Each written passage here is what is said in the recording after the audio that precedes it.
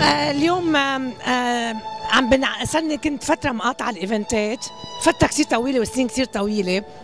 بقى فجأة أخذت قرارات إنه كل إيفنت إنه انعزم عليه روح، إذا أكيد عندي وقت وما عندي تصوير وماني مرتبطة بكونترا، لأنه حب يشجع الفن، حب يشجع الطرب، شجع التمثيل، شجع الأووردز، شجع التكريمات، يعني أحسن أفضل ممثل وأفضل مطرب، لأنه عن جد الوسط الفني اللبناني لازم يلتم مع بعض، لازم يحب بعض، لازم نشجع بعض، عم نتفرفط.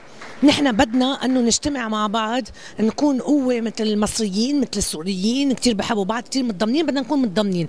يعني انا اللي عم يعزمني بالمفروض انه احترمه، بالمفروض انه لبي دعوته واجي شجع كل زملائي، ان كان توقيع البوم، ان كان افضل ممثل وافضل ممثله، تكريمات، كل شيء. لهيك انا صرت عم تشوفوني كثير بالايفنتات. خلال توزيع جوائز روتانا اوورد، روتانا دلتا اوورد، وعدتنا بمفاجآت كبيره وباعمال كبيره ومسرح كبير، والفانز تبع صهى اعلنوا عنا، ولعوا الدنيا، صاروا بده يعرفوا اكثر شو هي هالسربريز.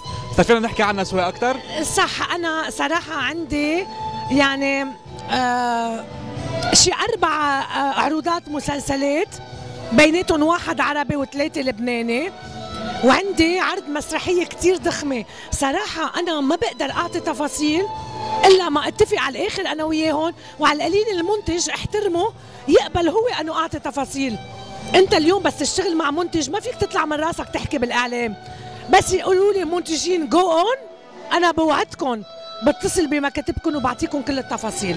مسرحيه كثير ضخمه و4 مسلسلات، بيناتهم 1 عربي و3 لبناني، بس تأرسع لي واحد منهم تعرف وين احسن لي، لانه كثير من بعد جذور كثير اشياء تغيرت بحياتي، كثير اشياء تغيرت، حتى خطي عم غيره، حتى شركات الانتاج تغير، كل شيء تغير. رمضان على الابواب، وين حنشوفك السنه؟ باي مسلسل؟ رمضان انا ما عندي شيء، عندي بس بروجرام على راديو دلتا انا ونيكولا داغر. اجاني عروض كثير قبل رمضان، لرمضان ما عجبوني الادوار، انا ممنوع منعا باتا بعد النجاح اللي اخذته فاجئ الجمهور بشيء اقل. انا بدي فاجئ الفانز تبعي والعالم اللي بتحبني بشيء اقوى من جذور وطلوع، لهيك انه بفضل سنه مختفيه تاطلع بشيء قوي كثير. بما انه السنه ما عندك شيء على رمضان، اي مسلسل ناطرتيه؟ هلا حضرنا التيزرز كلهم، اي مسلسل اكثر شيء ناطرتيه؟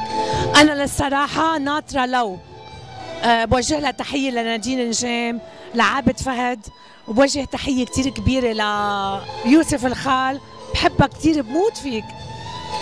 انا ناطره لو على الام تي في، بدي تابعه لانه غنية اليسا رائعه، حطيتها على تليفوني.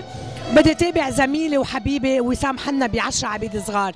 اول شيء 10 عبيد صغار انتاج مروه جروب، اللي هي الشركه اللي تربيت فيها واللي طلعت منها، وصديق كثير الانتيم هو وسام حنا، بدي تابعه.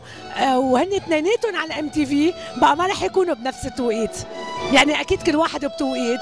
انا رح تابع الام تي في مسلسلين، 10 عبيد صغار ولو. بتمنى لك كل التوفيق، وان شاء الله بنشوفك بادوار اكثر واكثر من جذور بعد. ثانك يو، ميرسي كثير، ميرسي.